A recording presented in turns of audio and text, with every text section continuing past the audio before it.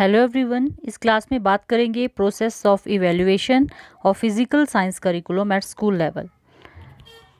Physical science का जो curriculum है उसकी इवैल्यूएशन कैसे करेंगे स्कूल लेवल में, उस प्रोसेस के बारे में जानेंगे इस पूरी क्लास में। तो करिकुलम इवैल्यूएशन जो है वो दो शब्दों से बना है, जैसे कि आप देख पा रहे हो। एक है करिकुलम, दूसरा है इवैल्यूएशन। जो ये टर्म है, ठीक है, करिकुलम एवेल्युएशन जो ये टर्म है इससे बनी है ये। तो इसके लिए आपको पहले करिकुलम का मीनिंग क्लियर होना चाहिए और साथ में इवेल्युएशन का भी मीनिंग क्लियर होना चाहिए। तो करिकुलम क्या होता है?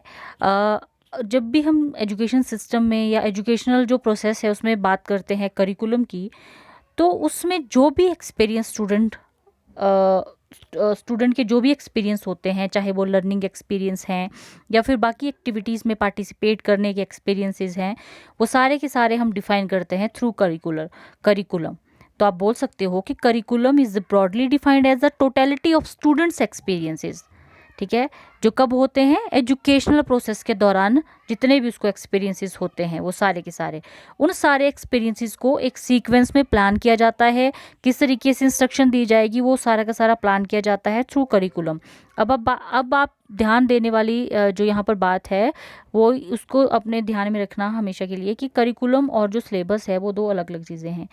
करिकुलम ब्रॉडर कॉन्सेप्ट है, उसी के अंदर छोटा सा उसका पार्ट है syllabus. Syllabus includes all the academic work, you can say that. ठीक है, जो आपका यूनिट्स हैं पर सब्जेक्ट के हिसाब से जो यूनिट्स हैं आप जो पढ़ेंगे वो सिलेबस के अकॉर्डिंग आप पढ़ते हैं उसको, वो करिकुलम का ही एक पार्ट है।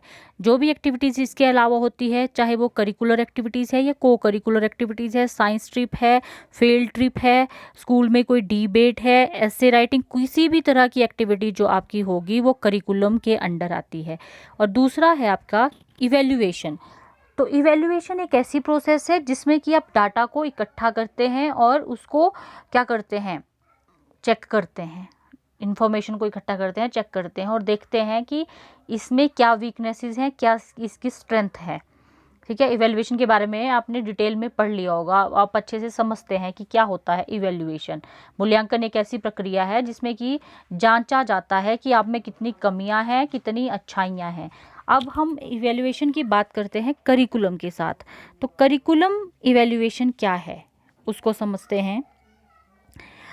यहाँ पर एक डेफिनेशन दी है, आप इसको भी ध्यान में रख सकते हैं कि curriculum evaluation as a process of cluster of processes that people perform in order to gather data that will enable them to decide whether to accept, change or eliminate something. The curriculum in journal or an educational textbooks in particular. देखो, अब curriculum evaluation जो है, curriculum evaluation की यहाँ पर हम बात कर रहे हैं। तो करिकुलम इवैल्यूएशन एक ऐसी प्रोसेस है जिसमें कि हम क्या करेंगे, जैसे इवैल्यूएशन में डाटा को इकट्ठा करते थे, इन्फॉर्मेशन को गैदर करते थे, उसी तरीके से यहाँ पे भी डाटा इन्फॉर्मेशन को गैदर किया जाएगा और उसके बेसिस पे हम डिसाइड करेंगे कि जो हमारा करिकुलम है वो कहाँ तक हम उसको एक्सेप्ट करेंगे, उसमें चेंज करने की क्या ज़रूरत है। ठीक है, और उसमें से कुछ ऐड करना है या एलिमिनेट करना है, वो करिकुलम इवैल्यूएशन के थ्रू ही हम करेंगे। अब करिकुलम इवैल्यूएशन को दूसरे शब्दों में अगर डिफाइन करना चाहें तो एक ऐसी प्रोसेस है जिसमें कि डाटा या इन्फॉर्मेशन जो भी है उसको जब हम इकट्ठा करते हैं तो उसका यूज़ करते हैं हम एक डिसीज़न बनाने में। और वो डिसीज़न क्या होता है? ऐसी एक्टिविटीज़ जिनको ऐड करना ज़रूरी है या कुछ ऐसा कंटेंट हमारे सिलेबस में या करिकुलम में ऐड कर दिया है उसको एलिमिनेट करना ज़रूरी है, वो उस इंफॉर्मेशन के बेसिस पे ही आप बता सकते हैं। ठीक है, curriculum design into intended instructional activities भी करिकुलम में ही डिज़ाइन होती है। तो करिकुलम इवैल्यूएशन को और भी अच्छे से समझने के लिए इस डेफिनेशन को भी या यहाँ पर जो स्टेटमेंट है वो भी आप देख सकते हैं कि evaluation describes how to assess the nature, impact and value of an activity through the systematic collection, analysis and interpretation of information with the view to making an informed decision। देखो, evaluation की जब भी बात की जाती है तो उसमें आप असेस करते हो जो भी एक्टिविटीज़ आप कर रहे हैं। ठीक है, अगर हम स्टूडेंट की इवैल्यूएशन की बात करते हैं तो स्टूडेंट की जो एक्टिविटी होती है वो लर्निंग एक्टिविटीज़ हैं या और भी वो एक्टिविटी जो परफॉर्म करते हैं उसके रिगार्डिंग जो भी इंफॉर्मेशन डाटा होगी उसकी हम सिस्टमेटिक कलेक्शन करेंगे, एनालाइज करेंगे उस इंफॉर्मेशन को और इंटरप्रेट करेंगे, उसके बेसिस पे रिजल्ट बनाएंगे। ठीक है, तो जो इवेल्युएशन है मेनली वो 3 एक्टिविटीज़ के ऊपर बेस्ड होती है। एक होती है आउटलाइनिंग क्लियर पर्पस। ठीक है, आउटलाइनिंग क्लियर पर्पस का क्या अर्थ हुआ? देखो, अब करिकुलम हमारा तो क्लियर है पर्पस, हम बात कर रहे हैं यहाँ पर करिकुलम इवेल्युएशन की, तो हमारा पर्पस क्लियर है कि हम इवेल्युएशन कर रहे हैं करिकुलम की। लेकिन जैसे मैंने आपको बताया कि करिकुलम जो है वो एक ब्रॉडर कॉन्सेप्ट है जिसमें कि सारी एक्टिविटीज़ आती हैं थ्रू आउट। जो आपका लर्निंग गोल्स हैं, जो भी आपने एजुकेशनल गोल्स सेट किए हैं, लर्निंग गोल्स की तरह जो ऑब्जेक्टिव्स हैं उसके थ्रू जो आप उनको अचीव करने जा रहे हो, तो वो सारा का सारा इसमें आएगा। तो उसमें टीचिंग हो सकता है, आपकी टेक्स्ट बुक्स आ सकती हैं, टीचिंग मेथड आ सकते हैं, कौन सा कंटेंट यूज़ किया है, कौन सी टीचिंग स्ट्रेटजीज यूज़ की है, एक्टिविटीज़ कौन सी यूज़ की हैं। तो वहाँ से ये जो फर्स्ट पॉइंट है उसमें ये आप क्लियर कर देंगे कि आउटलाइन कर देंगे आपका पर्पस क्या है, वो डिफाइन कर देंगे कि इसके बेसिस पे या करिकुलम को आपने इस एस्पेक्ट पे आपने इवेल्युएट करना है। दूसरा, गैदरिंग एविडेंस तो आपको गैदर करने पड़ेंगे उसके रिस्पेक्ट में।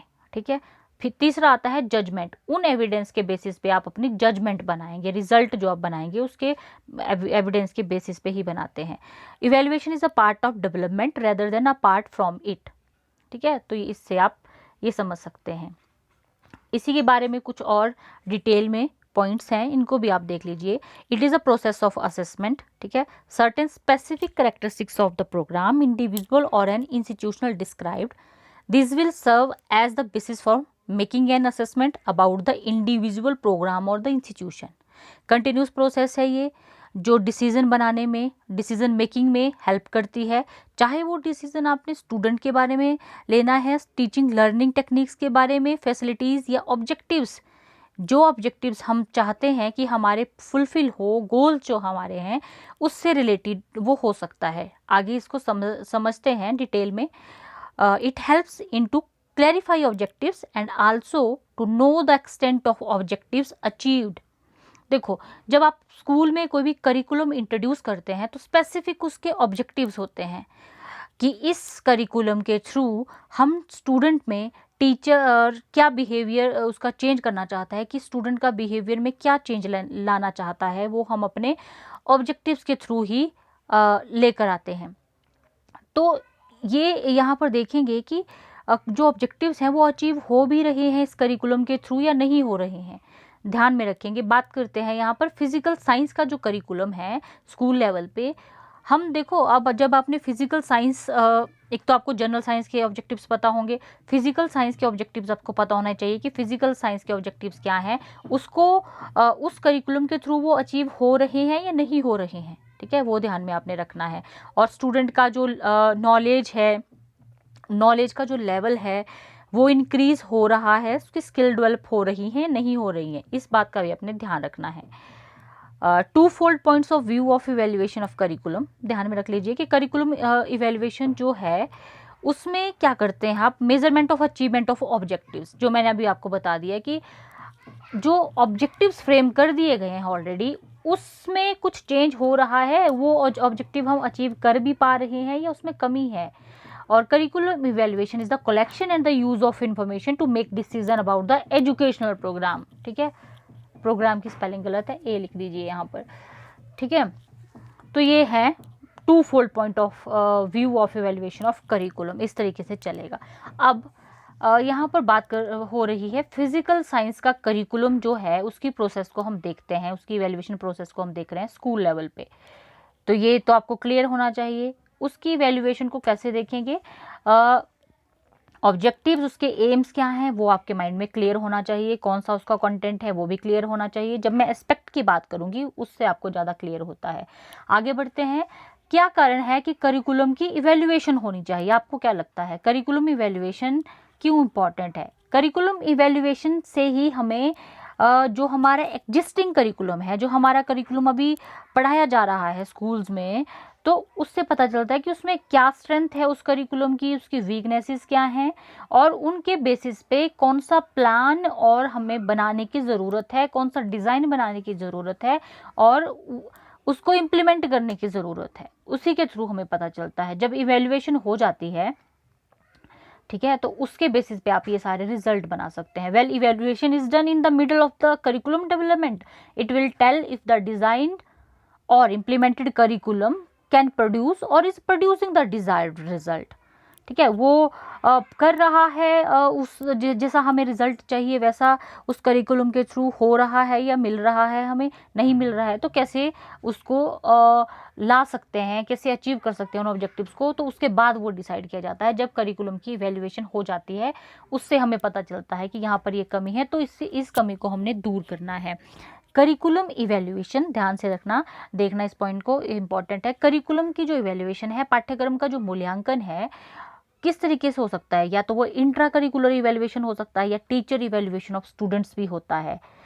स्टूडेंट इवेल्युएशन ऑफ टीचर्स, यानी कि देखो, स्टूडेंट और टीचर का जब आप इवेल्युएशन के बारे में आपने पढ़ा होगा, तो टीचर और स्टूडेंट कैसे इवेल्युएट कर सकते हैं, या स्टूडेंट टीचर कैसे इवेल्युएट कर सकते हैं, वो करिकुलम में पूरा के पूरे पॉइंट फिट हो जाते हैं।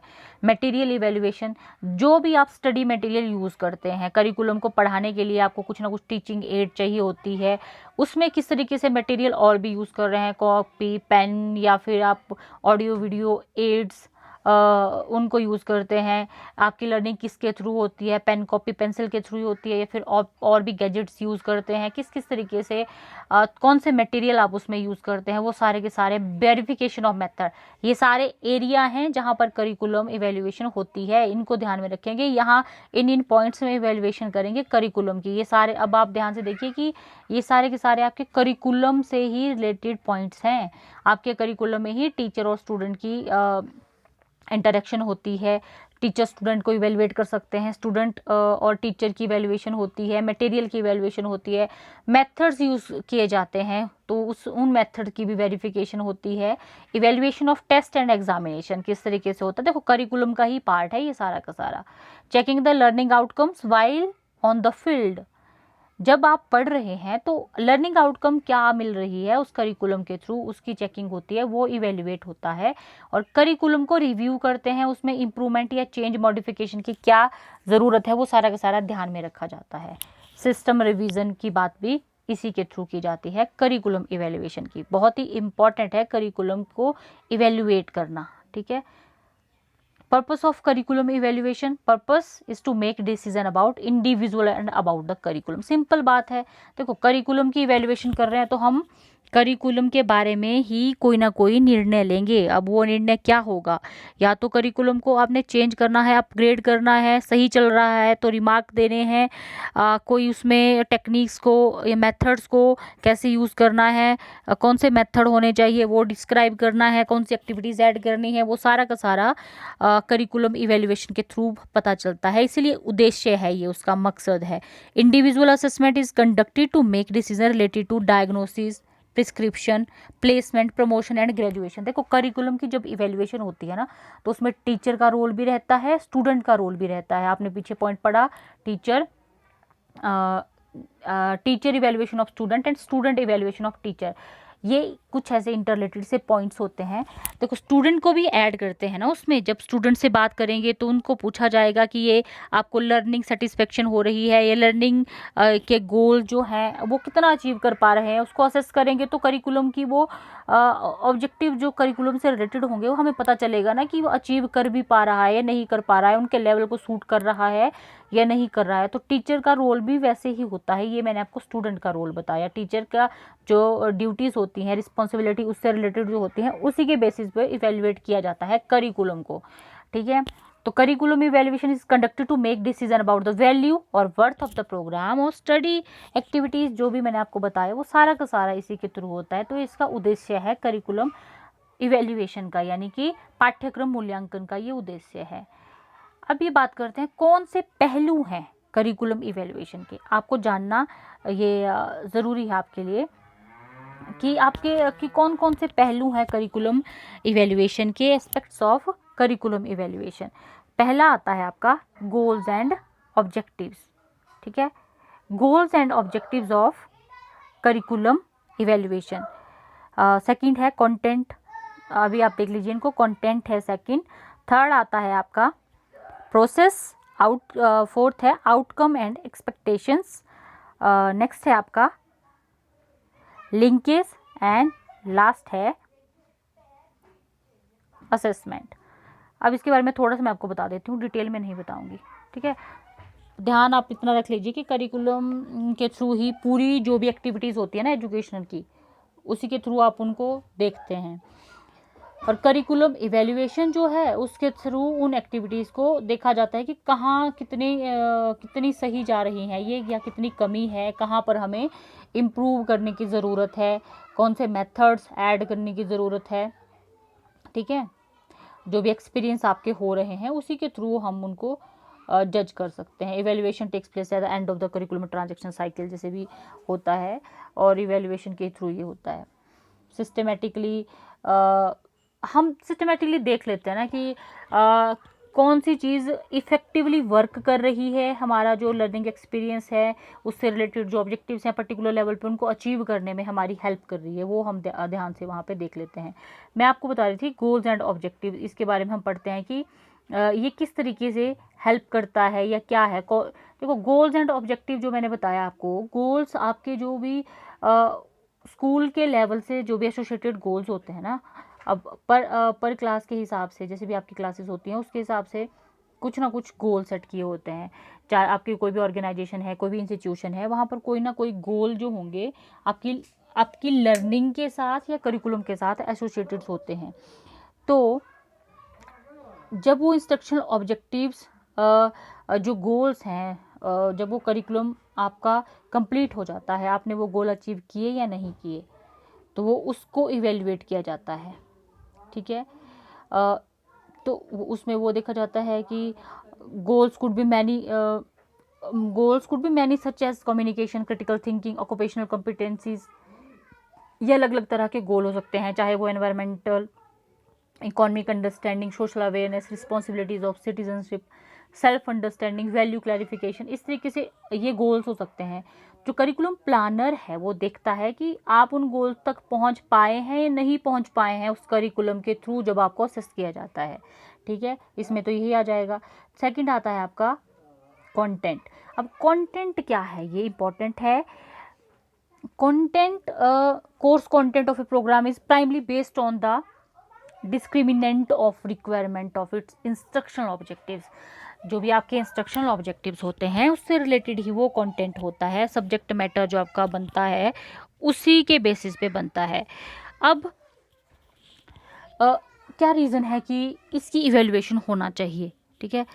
तो देखो कंटेंट की इवेल्युएशन होना भी बहुत ज़रूरी है, और ये करिकुलम के अंदर ही आता है, एस्पेक्ट ऑफ करिकुलम है। तो इसमें हम देखते क्या हैं, कंटेंट के अंदर हम देखते हैं कि मेक श्योर करना है जो कोर्स है, कंटेंट कोर्स है, वो अप टू डेट है या नहीं है, लेटेस्ट जो फाइंडिंग्स हैं या स्टडी जो हैं उस सब्जेक्ट में ऐड हुई हैं या नहीं हुई हैं, ठीक है। वो इस तरीके से इवेलुएट करते हैं। To validate the relevance of content to objectives.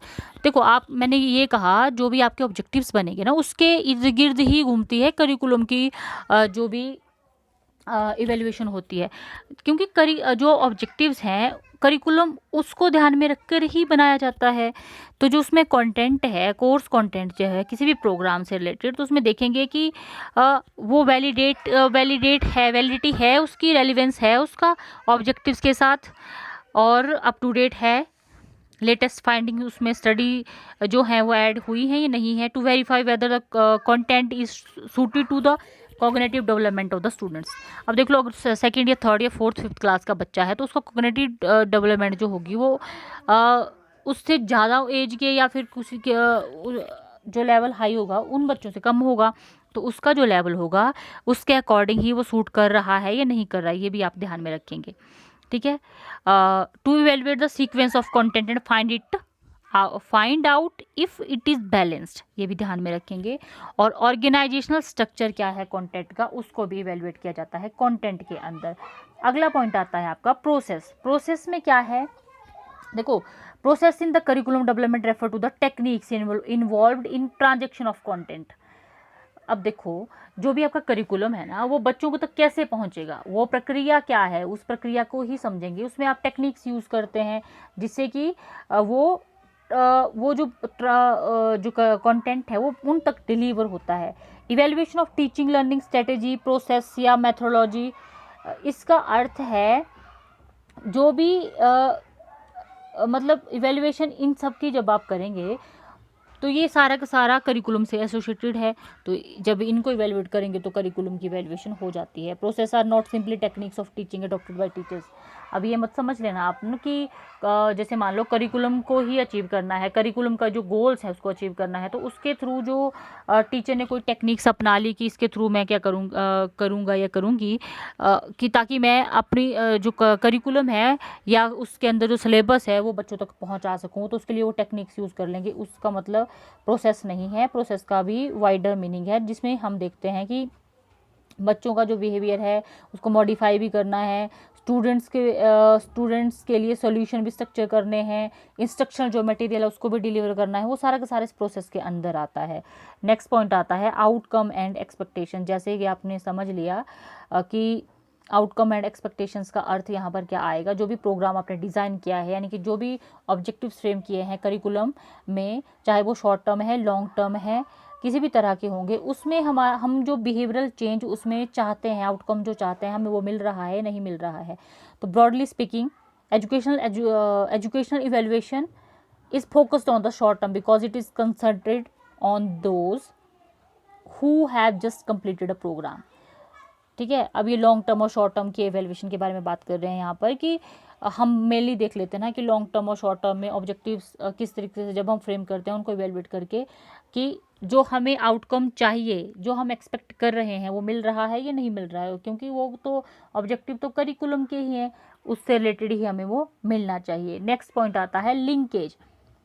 ठीक है, लिंकेज का मतलब ये है कि देखो आपका जो करिकुलम है ना उसको एक सीक्वेंस में फ्रेम किया जाता है। आपने पढ़ा होगा कि सेकंड क्लास में आप कुछ पढ़ते हैं, थर्ड क्लास में उससे आगे की चीज़ें ऐड की जाती हैं, फिर उससे फोर्थ में और कुछ नया ऐड होता है। ऐसा तो नहीं है कि सेकंड में जो आपने पढ़ा वो कहीं पे काम ही नहीं आया, उसका लिंक बनता है आगे से आगे। तो आप यही ध्यान रखेंगे कि जब करिकुलम को इवेलुएट जब किया जाता है ना तो करिकुलम इवेलुएशन में देखेंगे कि कौन सा टॉपिक पहले ऐड कर दिया है, उसका लिंक अगली क्लास से बन रहा है नहीं बन रहा है, वो सारा का सारा इसी में आप ध्यान रखेंगे। और लास्ट तो फिर आपको पता ही है असेसमेंट के बारे में, असेस कर लिया जाएगा उनको स्टूडेंट की परफॉर्मेंस के बेसिस पे होती है। Assessment is student performance evaluation होती है जिसमें कि अलग अलग तरह की स्ट्रेटजीज़ को यूज़ किया जाता है और उससे इवेलुएट कर देते हैं स्टूडेंट की परफॉर्मेंस को, चाहे वो कौन सा होता है डायरेक्ट उसको असेस कर लेते हैं, चाहे ऑब्जर्वेशन से थ्रू या फिर assignment, workshop, seminar, internal test, group discussion, field trip, project work and team exam. इस तरीके से टेक्निक्स को यूज़ करके उनको असेस किया जाता है। बेसिकली इसमें करिकुलम को इवेलुएट किया जाता है इसके थ्रू। ठीक है, इस क्लास में इतना ही पढ़ते हैं। नेक्स्ट क्लास में हम कंटिन्यू करेंगे इसी का सेकंड पार्ट। यहाँ तक जितना भी अभी तक करवाया है, कोई डाउट होगा तो आप कमेंट सेक्शन में लिख सकते हैं। Thank you and have a nice day.